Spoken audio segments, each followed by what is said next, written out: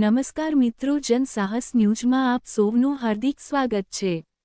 પરપ્રાંતીય દારૂની 1287 બોટલોનો Palitana rural police દ્વારા નાશ તારીખ 29 મે 2026 મહાનુભાવ પોલીસ મહાનિરીક્ષક શ્રી રાજેન્દ્ર વી અસારી, ભાવનગર રેન્જ પોલીસ અધિક્ષક શ્રી નિતેશ પાંડેય તથા નાયબ પોલીસ અધિક્ષક શ્રી મિહિર બારિયાના માર્ગદર્શન હેઠળ પાલિતાણા રૂરલ પોલીસ સ્ટેશન ખાતે વિવિધ પ્રોહિબિશન ગુનાઓમાં જપ્ત કરાયેલ પરપ્રાંતીય દારૂના મુદ્દામાલનો નિયમ મુજબ નાશ કરવામાં આવ્યો હતો। નામદાર કોર્ટ પાલિતાણાના આદેશ અનુસાર તા 29 મે 2026ના રોજ નાયબ પોલીસ અધિક્ષક પાલિતાણા, સબ ડિવિઝનલ મેજિસ્ટ્રેટ અને પ્રાંત અધિકારી પાલિતાણા, નશાબંધી અધિકારી ભાવનગર તથા પાલિતાણા રૂરલ પોલીસ સ્ટેશનના ઇન્ચાર્જ પોલીસ ઇન્સ્પેક્ટરની ઉપસ્થિતિમાં કાર્યવાહી હાથ ધરવામાં આવી હતી। નાશ કરાયેલા મુદ્દામાલમાં વિવિધ બ્રાન્ડની કુલ 1287 બોટલોનો સમાવેશ થાય છે, જેની અંદાજિત કિંમત 3,74,931 રૂપિયા થાય છે।